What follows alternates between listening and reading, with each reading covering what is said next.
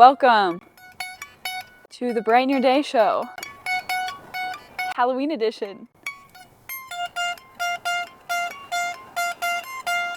I don't even have an amp. I have nothing, alright guys? I tried to make this intro super fun, and that's what you get. So welcome. By the time that this is posted, it's going to be like, what? 4 days to Halloween or something like that. So I thought I would have a little bit of fun with the whole set.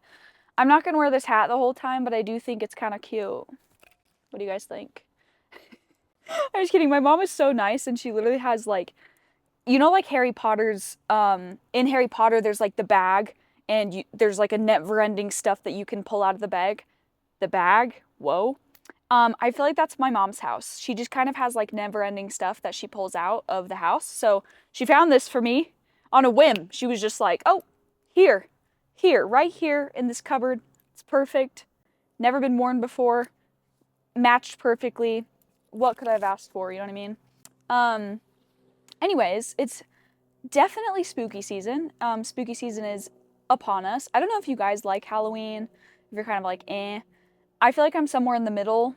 Halloween, to me, I feel like I have a lot of good memories around Halloween, but it's not necessarily because of Halloween. It's just because of like fall time, which I already said in my previous episode that fall time is one of my favorite times. No, it is my favorite time of year compared to any other season. I do like carving pumpkins and whatnot. I used to absolutely be so obsessed with scary movies, and I feel like over time, that's just not for me anymore. It's just, I was the weirdo that would watch scary movies by myself. Like, I wouldn't even invite friends over, or my friends maybe wouldn't want to watch them, and I would still find a way to watch scary movies by myself. And I just wasn't fazed, and I don't really know why. But now I'm very fazed, and I feel like all of the years of watching horror movies did something to my psyche, where I can't even watch anything anymore. Anything remotely scary, I'm like, maybe we should just watch, like, The Office instead. Honestly, The Office Halloween episodes, freaking fire. They're really good. And the Christmas ones. Like, I feel like that gets me in the mood for the seasons and the holidays more than anything else, is the Office holiday-themed episodes. They're so freaking good. But anyways, happy Halloween, everybody. I'm gonna hopefully... I can't see in my monitor if my hair is literally gonna be all messed up. But I'm gonna set this somewhere.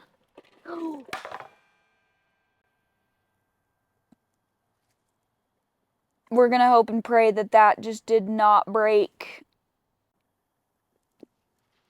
We're gonna take a 2-second break. Okay, we're back. Sorry for that technical difficulty. I thought I just broke my little brother's guitar, and I would have been so sad. But anyways, as I was saying, Halloween. It is Halloween time officially. But the first kind of thing I want to talk about, if you're a man and you somehow watch this podcast or show, I don't really know what you're going to do with this, because this is for the ladies. The Victoria's Secret fashion show has come about, okay? It was actually happened like 6 days ago, and I didn't know that because I had deleted Instagram and TikTok and everything off my phone, all of my social media apps, which I'll get into that in a little bit. But the Victoria's Secret fashion show has come. And it absolutely ate. It literally was so good. All of the looks were phenomenal. The artists, phenomenal. Their singing, phenomenal. Madison Beer literally looks like she could be a Victoria's Secret angel. She basically is one. Freaking, who else? Oh, Carol G, Missy Elliott, so freaking good. The looks, insane, okay? Now, I know that Victoria's Secret has had some sort of controversies in the past, whether it's the owner of Victoria's Secret, which we won't get into, but there's some stuff with that, or just the sheer, like, you know, body dysmorphia that my 13-year-old self possibly could have gotten by watching these models strut the runway. But other than that, we're just going to set that aside, because this show was so good. And you can tell that the models work so hard, and the what are they called? The stylists work even harder. The people that put the whole show together, like just everyone works hard, and you can tell that they love it and they care for it, and it's a beautiful piece of artwork. And I genuinely mean that. I genuinely mean it's a beautiful piece of artwork, and all of these women are beautiful and they're artists in their own way. And God is an artist for the models. Just kidding, but really, like, I was watching it while I was getting ready for this actually, and I was absolutely, my jaw was on the floor, okay? The OG Victoria's Secret Angels, stunning. Stunning. All of the women are stunning. It doesn't even matter if they were the OGs or not. Every single woman, stunning. It makes me wonder how I'm still heterosexual, if I'm being so honest with you, because they're stunning. I understand why men like women, because women are beautiful and they're stunning. How many times have I said that? Take a shot. How many times I said stunning in the past 3 seconds? Okay, but what I do want to point out with the fashion show, if you haven't watched it, you need to watch it, because the first look, the way that my jaw was on the floor for the pregnancy belly, the fact that they chose that for the first look was so smart. So whoever decided to do that, applause, because the look with the gold and her belly was just the most beautiful thing I've ever seen in my whole life.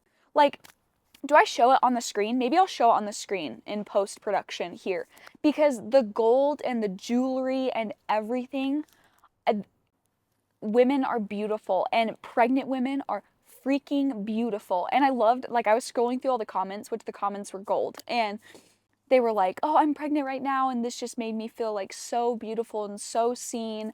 And the plus size models, which I think they call them plus size models, I don't know, the women that were plus size, amazing, beautiful. Their curves in like the corsets and stuff, nobody does it better than those women. They're beautiful. I wish I knew more of the names, I will say, because I don't know the OG's name. So if you guys know the OG that was pregnant, that came out the very first look especially, comment that down below, because I would love to know her name. I guess I could Google it right now too, but regardless, amazing. Okay, and then can we just talk about like all of the themes, like the red themes? The red, so beautiful. And then one of my favorites was actually like, it was like pink or maybe like a lavender theme. And there was wings that came out and they looked like flower petals, kind of like cherry blossoms. And they were all like down here. And then the girl had like pearls around her neck. I told my husband today, it is my goal. It is my absolute bucket list freaking goal to be invited to a Victoria's Secret fashion show. Not saying I would walk in one. That's not what I'm saying. Saying I would want to like go to the show and watch these amazing women. I hope they keep it up. Truly, like I hope they keep this vibe up, because it was honestly, this may be a hot take, but in some ways it was even better than the OG versions, because they had more inclusivity of women's bodies. You can tell they were just celebrating all shapes and sizes. They had more inclusivity for different cultures and different artists and different cultures, and it was amazing. You should go watch it, which maybe, I don't know, maybe you don't care for it, and that's fine. And I'm not really one to super care for fashion shows. I've never been into high fashion. I can understand like the artistry of it, but I'm not like gagged over fashion or wanting to go to New York Fashion Week. But girl, get me a ticket to the Victoria's Secret fashion show and I will be there. I will be there. Sorry, there's a bee and it landed on my foot for a second, but I think we're okay.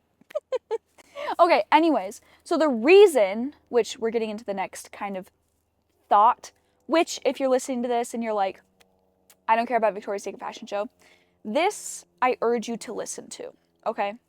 This I urge you to listen to because it is something we all deal with and all struggle with, and I've been trying to work on it. So the reason why I didn't know about the Victoria's Secret fashion show is because I deleted TikTok and Instagram and social media apps off of my phone. I deleted them. I was done. Because I just simply was spending way too much of my life looking at other people and other things and spending time on stuff that didn't matter and keeping up on stuff that didn't matter instead of like truly chasing my goals. And I had it. And I will say my plan, what I've come to, if you're kind of like, well, I don't know how to do that because I want to be online, but I want to be offline, because that's exactly how I feel. Like I run this podcast. I run my mom's YouTube channel. I want to be posting and kind of like in the know, but I don't want to be like in it, you know? So this is at least my version of what I do.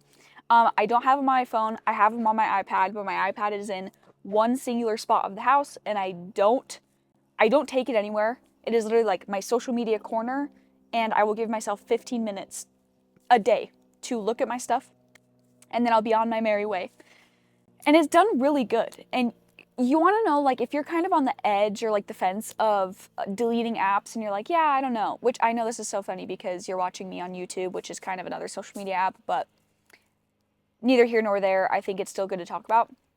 And shoot, if you're like, okay, I'm ready to get off, then get off. Stop watching me. Delete everything. I will not take offense to that. I will actually applaud you for that. But what I was going to say is, if you're kind of on the fence of taking the leap of deleting stuff off of your phones, you just need to look at your screen time, because that will scare you. And then calculate that screen time for years, and that will make you more scared than probably anything ever.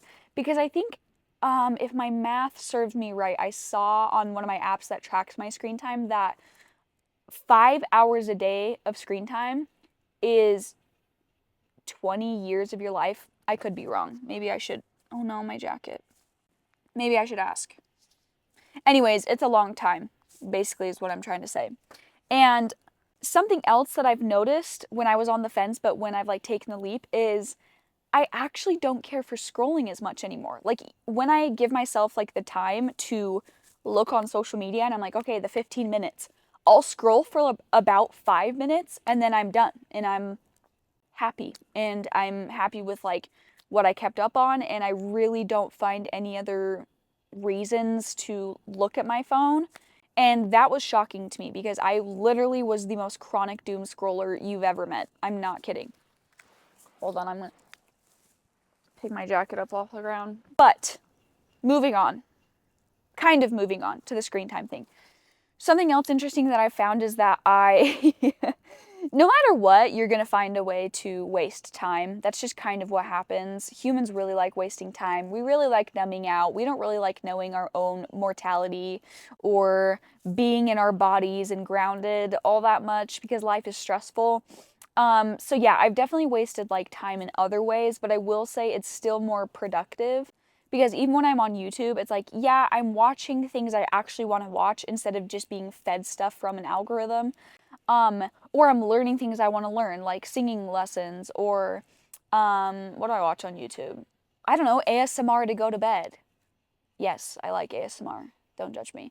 And I feel like YouTube is still a little bit more in the productive boat.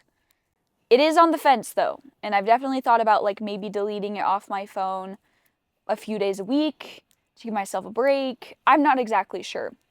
So comment down below if you guys have ever done it like a dopamine detox, or you don't have social medias on your phone, or if you want, you could comment down your screen time, because mine was literally getting so bad. I was literally, instead of like the whole intro music thing that I did, I was gonna sit here and I was gonna be like, this is so dumb, so just like forgive me for this. But I was like, how do I talk about screen time first and do kind of like a Halloween theme? And what I came up with is, do I even want to sing this? It was something like, I was doom scrolling. Wait, hold on. That was so bad. Rewind. It was something like, oh yeah, I was looking at my phone late one night when my eyes beheld a scary sight. The screen time on my phone flashed so bright, and suddenly I began to cry. And then it was like, she deleted apps. She deleted all the apps. All the apps. It was a graveyard smash, you know, and like do like the Monster Mash thing. I don't know why. But yeah. That's where your creativity gets you when you delete your social media apps, because I made that up when I usually doom scroll before the gym. Like, I like to kind of give myself 10 to 15 minutes of doom scroll before I walk into the gym. It's just kind of like my pre-gym ritual, if you will, while I drink my energy drink. But instead, I made up a little jingle, a little Halloween jingle. because I was so bored. And it's funny that your brain just like, that's the thing it hates the most, is being bored. Anything else is fine, but being bored, your brain will automatically find ways to satisfy the boredom. But I feel like that is where creativity comes from, is your brain doesn't like to be bored, so it kind of gives you good ideas. But if you're bombarding yourself and consuming all of this other stuff, then you won't be able to have the good ideas kind of flow through you and come through you. Not saying that that jingle was a good idea, just as an overall kind of example of what I'm talking about. I feel like my brain is more clear, and there's a lot more like random ideas that pop up into my head, or like random melodies to write music to, or whatever, what have you. Okay. And this is also what I was going to get into a little bit, because I wanted to give this like a good enough time before I talked about it on the show. And it's been about 3 weeks since I haven't had any social media on my phone. And something my therapist told me is, which is true, which I have said this to her as well, is that I get very depressed when I'm not severely busy, or at least just busy. I don't like not being busy. And you would think it's like the alternate, or the other way around, where it's like, oh, I like resting and that's when I'm feeling my best. But no, when my brain has nothing to do, nothing to work on, it's not a good time. It's a very spooky season, let me tell you, is when I have nothing to do. And so because of that, when I deleted all my apps off my phone, I was sitting with this like feeling of dread and like depression in a way, because my brain had nothing to do. I had nothing to consume, and it was genuinely like a scary feeling. It was like a withdrawal feeling. And so what has kind of happened naturally, and it wasn't like, oh, I'm going to delete my apps and then I'm going to like plan all these things. This is like more of a natural occurrence, is I've started just doing so many other things and spending time on stuff I used to quote unquote not have time for. But if you look at your screen time, girl, you know that you have time for the things that you want to have time for. You just spend all of your extra time on your phone, because I was the same way. And so now it's been so cool because, like, I'll just name a few. I've been taking singing lessons. I've been taking acting lessons. I've been doing golf lessons. I have a freaking girl golf group that I've been doing every Friday, and it was so fun. Literally the funnest thing ever. I've never been good at golf, never thought I would be a golfer, but my husband's a golfer, and so I thought, why not? And long story short, I'm actually kind of good at golf, but I'm really not at the same time, because I have a hole-in-one somehow, some way. And then when people hear that, they're like, oh, you're a good golfer. But then when they see me and they see my swing, cut to my swing, editor Brighton, it's bad. My swing is horrible. Long story short, it's because I kind of took like a year off of golf, and then I lost everything. So that is a side note. It's true. Like if you don't use it, you'll lose it. And so that happened with me with golf. So I've been taking golf lessons. I started a book club, which I kind of talked about in my 2 episodes ago, and it's been so fun. I do craft nights with my friends. Yes, I have friends. Excuse me. Is that it? That's pretty much it. Besides writing music, I've been writing songs and music, because that's something I want to do. But again, I used to never have time for music. Just such a lie. It's such a lie that you tell yourself. Yeah, I don't know. I would say if you're on the fence, do it for a week, plan other things, reach out to your friends, or reach out to your family, or have a list of other things that you would rather do instead of re-download those apps. And tell me how it goes, because it's really been, it's been awesome for me. It has. Oh, I almost knocked over my Halloween decorations. Okay. Spooky season. Again, spooky season is among us, as we know. It is spooky season. We are deep in the trenches of the spooky season. And besides my screen time, that was a very spooky time, I kind of wanted to tease something like actually spooky. And this is something that is a true story. And some people will believe me and other people won't, and that's totally fine. I'm not here to convince you that this is real. It's just my own experiences. And this is also something that my mom and my sister and I have all experienced, and we talked about on our podcast, Effervescent. So that's going to be coming out this coming Tuesday. So if you're watching this, it might already be out by the time you're watching this, but this coming Tuesday, the Tuesday before Halloween, we sit down to talk about the haunted house that we lived in. My family lived in a haunted house. And yeah, maybe you don't believe in ghosts. Maybe you fully believe in ghosts and you're scared of it and you don't want to listen to this. Totally fine. We don't talk about it a lot, and there's a reason. It's because it was spooky and scary, and we kind of all had our own experiences when it came to this stuff, and yeah, it was just crazy to kind of rehash everything that had happened. And what was even more crazy is in the episode, we call my other sisters that had experiences, and then we call other people, like our friends that had experiences, and then I hear my mom's stories that she never told us because she was scared, or my sister's stories that she never told us while we were in the house because she was scared. And kind of the worst part about it, which if you've ever seen a scary movie, okay, especially during spooky season, if you ever watched a scary movie, you know that this happens. And you would never think that this happens in real life, but it does, because I feel like we lived through this a little bit. In scary movies, they do this more than we did. But when a family in a scary movie move into a haunted house, you want to know what happens?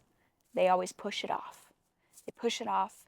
They gaslight themselves. Or it's usually the husband. It's always the husband that gaslights the mom. And he's like, what are you talking about? It's not freaking haunted or whatever. And he's always the dumb one because it always is haunted. But he gaslights his wife or his kids or whatever because he doesn't want to move or it's too expensive to move or whatever, okay? And the thing is that kind of happened with us. Like, there were some spooky things that happened, and then we'd be like, nah, it's fine. Or we'd like kind of think that this is happening, but we didn't want to like play into it, especially because you live in the house, okay? And we weren't ready to move because my whole family, we have a big family and it was expensive to move, and we were already paying for a mortgage before, whatever, I don't even know. My parents said something about like why it was so expensive to move. So it kind of set us up for the exact plot of like a scary movie of a haunted house. And I just vividly remember people in my life being like, no, you're fine. It's not that way. It's not true. It's not real. Okay. Maybe I'll tell this story and then I'll pass it along to my my family's podcast, Effervescent. I do kind of have a thing that happens sometimes, and this is like kind of separate from the haunted house, but kind of within the same realm. I'm like getting spooked out already. I have a thing that I do sometimes, and I kind of have like sleep paralysis, okay? I kind of see things when I'm in that like weird sleep wakeful state, but I'm like still sleeping, and sometimes it's like way more scary, and other times it's like eh. And so I feel like that was happening a lot at the house. Like I would see stuff and then I'd be like, no, it's not real. I was just sleeping or whatever. So that was happening where I would see like people standing or like this girl standing in the corner or whatever, okay? And again, I would gaslight myself. I was about 14 or 15, so I'd wake up, I'd go to freaking junior high, and I was like, I wouldn't think about it. Okay, so one night, I'm sitting in my room, and it's super late at night, or it's probably about like 11 or 12, okay? And I'm sitting there, and I think I'm like on the phone, and I'm like, oh, I think I want to go up and get a drink of water before I go to sleep, okay? Because I didn't want to be parched in the morning. And so I get up. I think I hang up with my friend or whatever. I walk upstairs. I'm fully awake at this point, okay? It's not like I'm doing the whole sleeping paralysis thing. I'm fully awake. I walk upstairs in my rental house. I'm getting a glass of water, and the dispenser thing is by the sink. So I have a glass of water, or I have a glass, and I'm filling it up, okay? And I have a thought in my head, and I'm like, maybe I should turn around, or like, maybe for some reason I feel like there's someone here. I'm not really sure. So I fill up my water. I'm like, huh. I turn around, and again, you don't have to believe me, but I see this girl. And it was one of those moments that's such a split second that you're like, no, I just imagined that. Kind of like out of the corner of your eye when you see things, and you're like, nope, just my imagination. So that's what happens. I see her. I see exactly what she looks like. She has long blonde hair, wavy hair. She's shorter. She has a blue dress on. I see her, and then she's gone. And it startles me enough that I remember dropping my glass, or maybe I like fumbled with it, and then I remember like leaving my water there, and I was just like, well, okay, that was so scary. Like, I didn't even think about bringing my water. I'm setting it there. I can't remember what happened with my water, but I remember like not bringing it, and I was like startled enough that I was like, I'm running downstairs. Like, that was weird.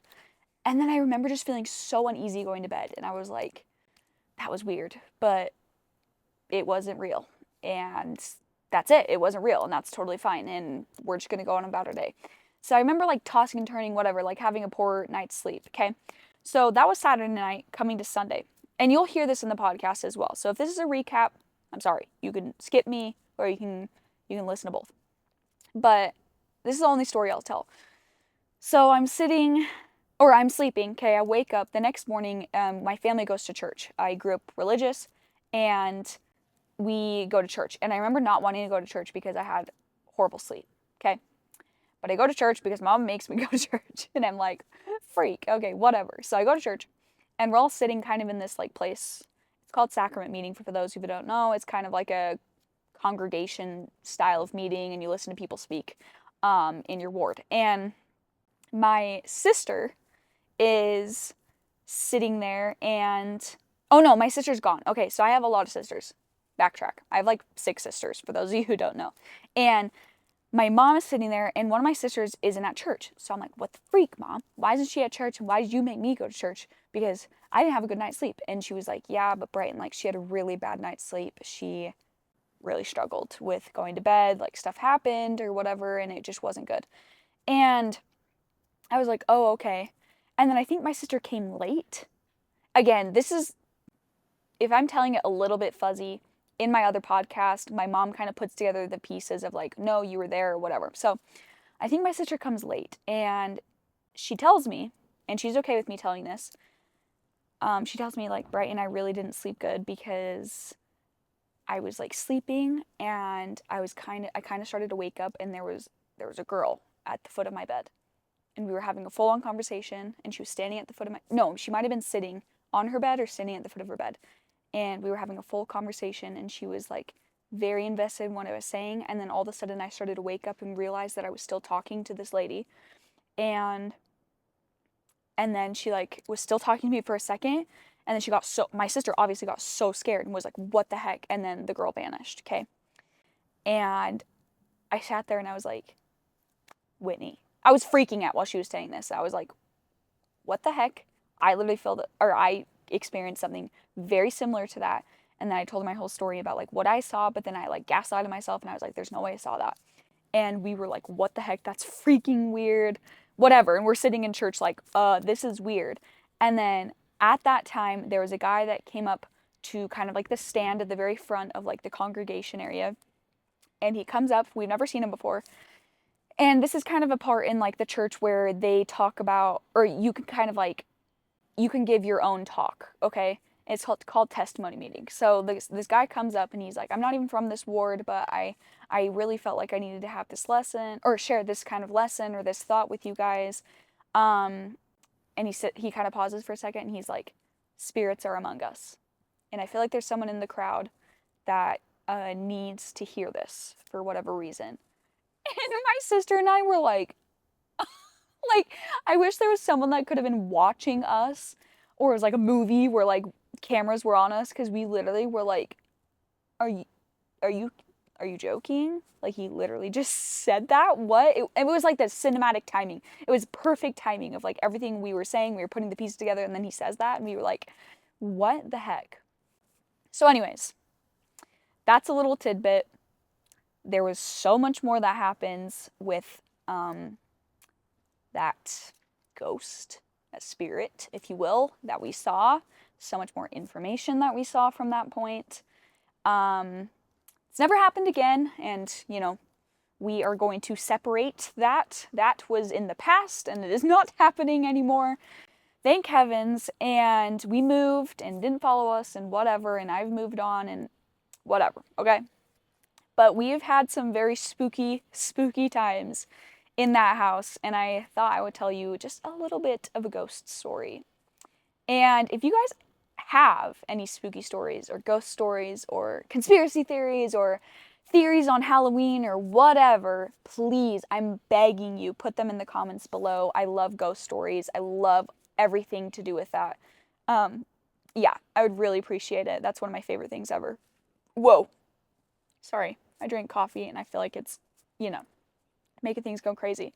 Yeah, please put that in the comments below. I would be so obsessed with doing that.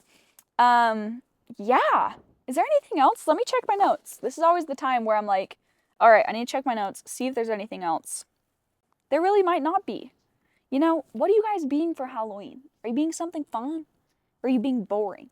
I think people that don't dress up for Halloween, like Jim from The Office, are boring. Super boring. Lame. I don't like that. I feel like you gotta be a kid, you gotta be childlike still. People that think they're too old to dress up, you're not. And it's fun. And that's good. But yeah, I think that's it. Also, I keep forgetting to say this. If you guys like music, obviously, like I like music, I play music. I listen to lots of music. I have a fall playlist down below that I've curated for you guys. So you can get that in the link in the description. And if you guys want to follow this podcast, this show, it would mean the world to me, as well as my personal YouTube. I will link that down below in the caption. Because my personal YouTube, I'm going to be doing more music stuff. And my show, obviously, it helps me. If you want to like and subscribe this show, it helps me create more and do more segments. And if you ever have any comments or questions or ideas for segments, let me know. I'm all ears. And happy spooky season. Happy Halloween.